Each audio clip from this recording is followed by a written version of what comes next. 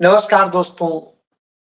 आज दो बड़ी अहम तारीखें हैं। एक, पत्रकारिता के एक ऐसे स्तंभ जो शहीद हो गए इस देश में लोगों को जोड़ते हुए। वो शहीद हो गए शांति के लिए और शहीद हो गए देश की आजादी के लिए।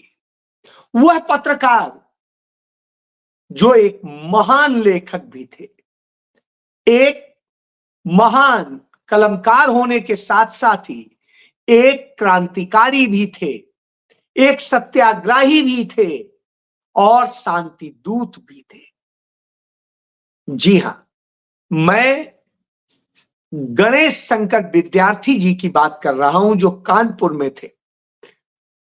दूसरा अहम दिन है कि आज ही की रात थी जब पंडित जवाहरलाल नेहरू और राजा हरि सिंह में इस बात के लिए समझौता हुआ कि कश्मीर अखंड भारत का हिस्सा हो। उस भारत का जिसे उस समय बनाया जा रहा था, उस भारत का जो 565 रियासतों में इतना टूटा हुआ था कि उसे जोड़ना चुनौती थी। तब जम्मू कश्मीर लद्दाख को भारत का हिस्सा बनाने के लिए आज ही की रात हस्ताक्षर हुए थे। 27 अक्टूबर और 26 अक्टूबर और 27 अक्टूबर की रात इस पर सिग्नेचर हुए और कश्मीर, जम्मू कश्मीर भारत का हिस्सा बना। और सुबह सुबह ही भारत की सेनाएं कश्मीर को बचाने के लिए श्रीनगर से चल पड़ी और वहां की धरती पर उतरी और उसके बाद में कबीलियाइयों के भेष में घुसे पाकिस्तानियों को खदेड़ दिया उस जगह तक जिसे आज की डेट में पीओके कहते हैं। उसके बाद में राजा हरि सिंह ने कहा, बस इसके बाद मैं संभालूंगा, क्योंकि वो कुछ शर्तों के साथ में भारत में शामिल हुए थे। पहले वो पाकिस्तान के साथ जा रहे थे, लेकिन उन्होंने देखा पाकिस्तान जिस तरह की हरकतें कर रहा है उनका राज्य सुरक्षित नहीं रहेगा, इसलिए वो भारत के साथ आए, विवश होके आए। यह सच है। कितनी मुश्किलों में भारत का हिस्सा बनाया, आज भी कमोबेश वही हो रहा है।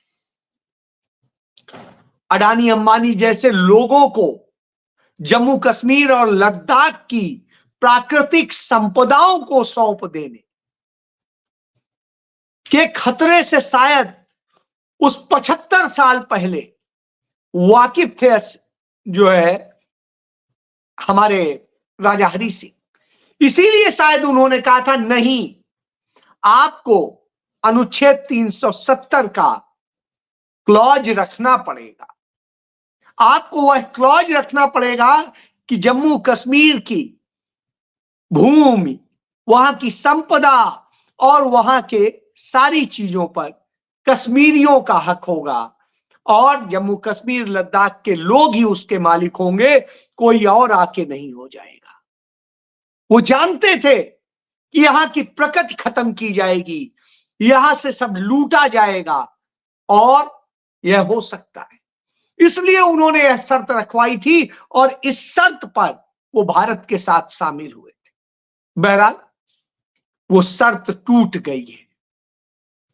कश्मीर कथित तौर पे भारत का अभिन्न अंग बन गया है। कथित इसलिए कह रहा हूं, अभिन्न अंग है, लेकिन जिस तरह से नरेंद्र मोदी ने, भारतीय जनता पार्टी की सरकार ने जहर बोया है, उस जहर के कारण वहां लगातार आतंकी हमले हो रहे हैं, लगातार दूसरी घटनाएं हो रही हैं, बेरोजगारी, महंगाई और दूसरी चीजें हैं। वहां के युवाओं को जेल में डाला गया है और न जाने क्या क्या किया गया है।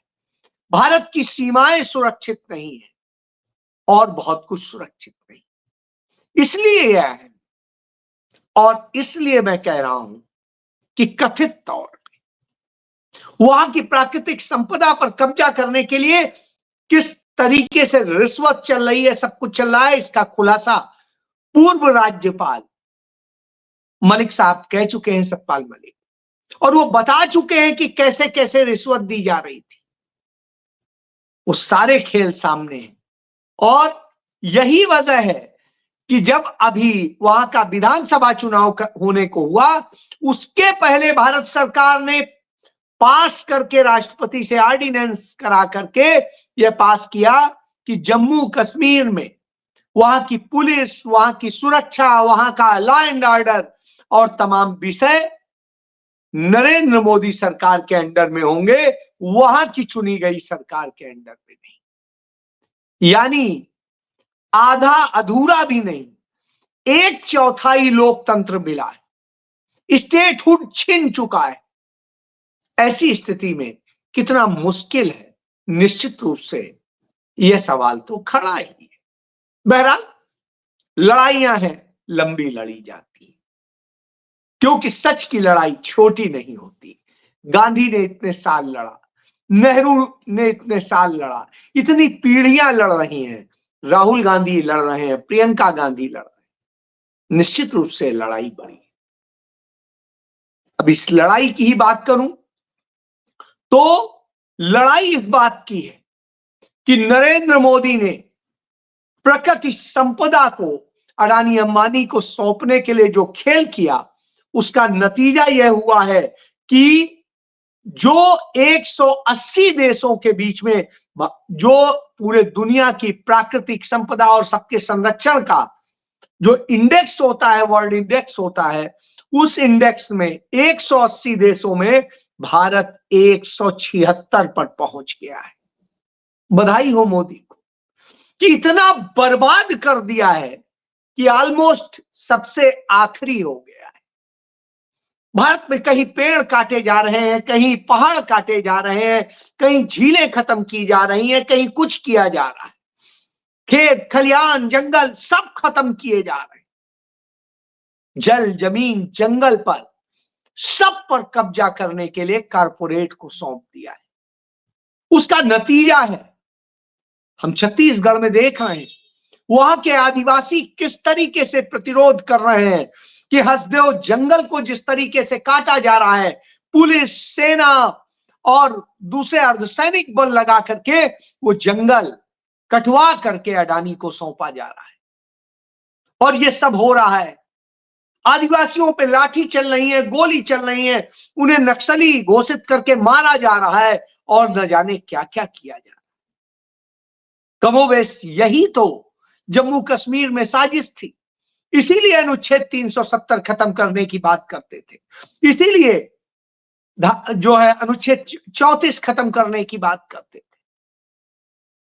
यह इसलिए क्योंकि इन्हें जल जमीन जंगल संपदा प्रकृति सब पर कब्जा करना, और वही हो रहा है। विकास के नाम पर विनाश हो रहा है, प्राकृतिक चीजों को खत्म किया जा रहा है, और यही कारण है कि आज दुनिया की सबसे प्रदूषित राजधानी दिल्ली बन चुकी है। भारत के देश पूरी दुनिया के जो 20 सबसे प्रदूषित देश हैं, उनमें 12 भारत के, 1 दर्जन। सोचिए आप किस हालत में भारत को लाके खड़ा कर दिया है। अगर 2014 के पहले यह स्थिति होती तो नरेंद्र मोदी कितनी छाती पीटते, भाजपा के लोग कितनी छाती पीटते, आप सोच सकते हैं। तो यह हुआ है, इसके लिए अडानी अंबानी चाहिए। इस देश का मीडिया इतना बड़ा गोदी है कि वह तो कुछ करेगा नहीं। रायपुर में जो छत्तीसगढ़ का मीडिया उस त्रासदी को दिखाए कि क्या क्या अन्याय हो रहा है आदिवासियों के साथ, कैसे कैसे दोहन हो रहा है, तो उसको अडानी के चार्टर्ड प्लेन से घुमाने ले जाया जाता है, गुजरात और दुनियादारी। अब आप सोचिए, अडानी का प्लेन आपको अवेलेबल है, यदि आप उनके लिए जय जयकार करें, तो यह धंधा है, और यह धंधा अब चल रहा है। एनडीटीवी के पत्रकार अब बिचौलिया का काम करते हैं कि जो पत्रकार नहीं मान रहा है उसे मनाने का धंधा उनकी जिम्मेदारी सौंप दी गई। ये सब खेल चल रहे हैं। तो आप सोचिए कौन सा भारत बना दिया गया। यह भारत बनाया है। इसीलिए हमारे बच्चे कहीं पर थोड़े थोड़े उम्र के बच्चे अचानक हार्ट अटैक से मर रहे हैं, अचानक दूसरे कारणों से मर रहे हैं। क्यों? इलेक्ट्रॉल बॉन्ड लेकर के गलत दवाएं दी गई, गलत टीके लगाए गए और न जाने क्या क्या हुआ, नकली दवाएं परोस दी गई, महंगी दवाएं दे दी गई और इन सब का नतीजा ये हुआ, प्रकृति का दोहन हुआ और लोग गंदी हवा ले रहे हैं, प्रदूषित जीवन जी रहे हैं, प्रदूषित खा रहे हैं, नकली दवाएं खा करके मर रहे हैं। इसीलिए कोई पता चलता है 18 साल का लड़के को हार्ट अटैक आया, मर गया। अचानक बैठे बैठे कल एक 31 साल का लड़का अपने दोस्तों के साथ बैठा हुआ था, मर गया। सीसीटीवी कैमरे में उस फुटेज को देखिए, दर्दनाक स्थिति है। पुलिस का सब इंस्पेक्टर, नया सब इंस्पेक्टर 35 साल का, कानपुर में, वो जिम गया और सब कुछ करके आया घर में अपना नाश्ता लिया, दूध लिया और मर गया। ये समझिए इस हालत में देश को लाके खड़ा कर दिया है, क्योंकि न आबो हवा सही रह गई, न प्राकृतिक चीजें सही रह गई, न आपका खान पान सही रह गया और न कुछ रह गया। यह स्थिति है, यह बनाया है नरेंद्र। इसलिए कश्मीर की बात करता हूं कि जिस कश्मीर को राजा हरि सिंह ने बड़ी मुश्किल से भारत में मिलाया था और शर्तों पे मिलाया था कि इन्हें मानना होगा, और आज उन्हें खत्म किया जा रहा है। यह है बात। लेह लद्दाख में जो स्थिति की गई है उसके विरोध में सोनम वांगचुक 17 दिन तक अनशन पर रहे। अनशन भी ऐसा, सिर्फ पानी पर और कुछ नहीं लिया हो। अब आप सोचिए इस स्थिति में रहे हो किस तरह से। उनकी सिर्फ यही मांग थी कि उसकी प्राकृतिक संपदाओं को बचा लीजिए, उसे शेड्यूल 6 में डाल करके उसे संरक्षित कीजिए। उन्हें नहीं चाहिए, उन्हें राजनीति नहीं करनी है। उन्होंने कहा यह कीजिए। इससे आप समझ सकते हैं, लेकिन हमारी सरकार गूंगी बहरी ही नहीं, अंधी सब कुछ। भले ही वो पट्टी खुलवा दे न्याय की देवी से के आंखों से, मुकुट पहना दे और उन्हें ढकोसले के तौर पे संविधान पकड़ा दे, लेकिन वास्तव में उन्हें कह दे कि इन आंखों से यह देख लेना किसके लिए न्याय कर रहे हो। इसीलिए शायद चीफ जस्टिस भगवान से पूछ के न्याय कर रहे हैं। और यही शायद वजह है कि केन्या के जज भगवान से पूछ के न्याय नहीं करते, आंखों से देख के न्याय नहीं करते कि कौन है सामने। इसीलिए शायद उन्होंने 736 मिलियन का जो अडानी को ठेका दिलाया था पावर डील का, कराई थी नरेंद्र मोदी ने, उसे उसने अवैध माना और रद्द कर दिया। तो आप सोचिए, एक तरफ वो अदालत है जो बिक नहीं रही है, केन्या कोई बड़ा अमीर देश नहीं है, लेकिन वहां जज बिकाऊ नहीं, यहां सब कुछ बिकाऊ। इसलिए यह होता है। दूसरा देखिए, देख करके न्याय करने की जब बात हो रही है, तब मैं बताता हूं कि पुलिस के लोगों को हम गाली देते हैं कि वो कार्रवाई नहीं कर रहे हैं, वो भाजपा के लोगों का साथ दे रहे हैं, आरएसएस के लोगों। क्या करें बेचारे। मेरठ में थाने के अंदर एक महिला से बदतमीजी की, घोर बदतमीजी की भारतीय जनता पार्टी आरएसएस के लोगों ने। और जब उन्हें बदतमीजी करते हैं तब क्या होता है, पुलिस के 2 थानेदारों ने हिम्मत दिखाई और उन्होंने इसका विरोध किया। ऑन कैमरा सारी चीज रिकॉर्डिंग मौजूद है। और उन्होंने गलत करने वाले भाजपा के नेताओं को थाने से बाहर निकाल दिया। जो गाली गलौज थाने के अंदर कर रहे थे, मारपीट कर रहे, निश्चित रूप से उन्हें उससे ज्यादा कार्रवाई करनी चाहिए थी, गिरफ्तार करके जेल में डालना चाहिए था। बहरहाल उन्होंने सिर्फ इतना किया था, नतीजतन उन्हें दंड तो मिलना था, उन्होंने महिला की इज्जत बचाई थी, तो उन्हें वहां से हटा दिया गया, निलंबित कर दिया गया। यह हुआ है मेरठ में। तब रायबरेली में यौन शोषण का आरोपी ब्रजभूषण शरण सिंह एक कार्यक्रम में जाता है, तो एक थानेदार जिसका नाम अनिल सिंह था, वो तुरंत उन्हें देखता है, मौका पाते ही उनके चरणों में गिर पड़ता है और जो डीह थाना अध्यक्ष, थाना इंचार्ज, वो उनके पांव छू के अपने आप को कृतज्ञ महसूस करता है। सोचिए वो कितना महान हो गया। इसी तरीके से एक थानेदार जो यह समझा रहा था छत्तीसगढ़ में कि आप बीजेपी के लोग, आरएसएस के लोग इन बच्चों का भविष्य क्यों बर्बाद कर रहे हो,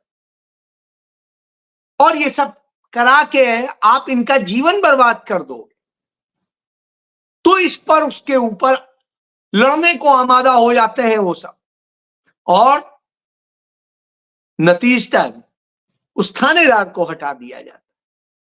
अब आप सोचिए, सही बात भी बताएंगे कि आपके बच्चे इस तरह से कर रहे हैं, इसमें क्या करेगा, तो आप यह जान लीजिए इसीलिए पांव पड़ रहे हैं, इसीलिए यह हो रहा है। रीवा में आपने देखा कि किस तरीके से एक महिला नौ विवाहिता थी, अपने पति के साथ में गई थी मंदिर में पूजा करके और वहां पर घूमने लगी, तो कैसे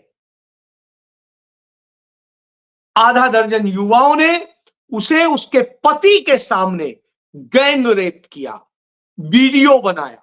वो चिल्लाती रही, बिलखती रही, कोई सुनने वाला नहीं। पुलिस अदालत कुछ करने की स्थिति में नहीं है। क्यों? क्योंकि पट्टी हट चुकी है, वो जानती है कि भाजपाइयों पे कार्रवाई करके क्या होगा। अब आप सोचिए, इस तरह की स्थिति है, और इस तरह की जब स्थिति हो तो निश्चित रूप से चर्चा आती। तब मैं बात करता हूं गणेश शंकर विद्यार्थी की। गणेश शंकर विद्यार्थी कानपुर में थे, प्रताप अखबार निकालते थे। देश की आजादी की लड़ाई के लिए वो कांग्रेस पार्टी से जुड़े, वहां के प्रदेश अध्यक्ष बने। दंगा कराया इन्हीं संघियों ने, भाजपाइयों ने। जब दंगा कराया तो शांति स्थापित करने के लिए, सबको समझाने के लिए वो दंगा क्षेत्र में गए। मुसलमानों को तो उन्होंने समझा लिया, वो तो शांत हुए, लेकिन जैसे ही वो हिंदू मोहल्ले में आए, उन्हें समझाने का काम किया, तो इन संघियों ने उन्हें मार डाला। 3 दिन तक उनकी लाश पड़ी रही। अब आप सोचिए कितना बड़े गुनहगार हैं ये लोग। 3 दिन बाद अस्पताल में लावारिस लाश उनकी मिली। यह घटना है।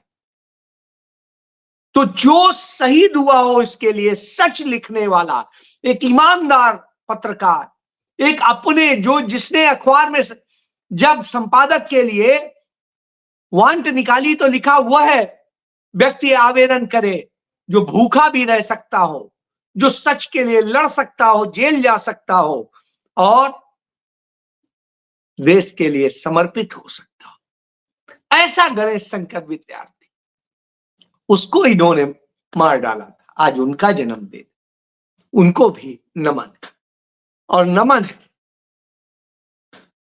इसीलिए रेवंत रेड्डी जो है तेलंगाना के मुख्यमंत्री, एक टीवी कार्यक्रम में कहते हैं कि नरेंद्र मोदी अपनी क्या तुलना करते हैं गांधी नेहरू परिवार से, वो उसके लिए क्या है। जो नरेंद्र मोदी कहते हैं कि मैं गरीब घर का ऐसा वैसा, उन्होंने तो इस देश से सब कुछ ले लिया, अय्याशी की जिंदगी जी रहे हैं, महंगे सूट, महंगे कपड़े, महंगी ये, वो सारा एंजॉय कर रहे हैं इस देश के पैसे से, आपके पैसे से, हमारे पैसे से। लेकिन नेहरू ने क्या किया, गांधी ने क्या किया, उस परिवार ने क्या किया?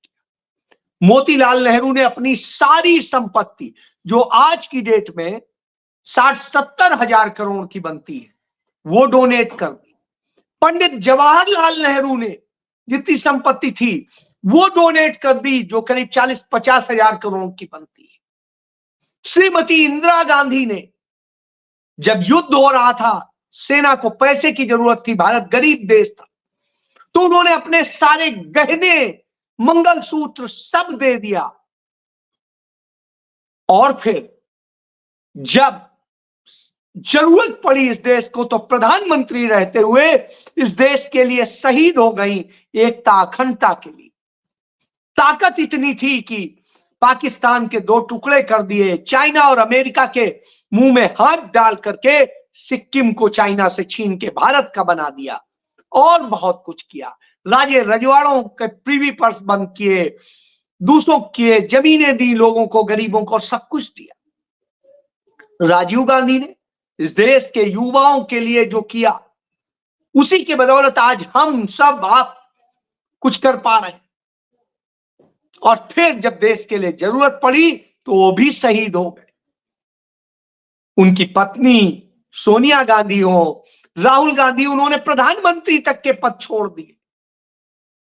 और राहुल गांधी ने इस देश में शंकराचार्य के बाद दूसरे व्यक्ति हैं जिन्होंने इस देश को पैदल पैदल इतना नाप दिया, कन्याकुमारी से कश्मीर तक और मणिपुर से मुंबई तक, हाइब्रिड तरीके से।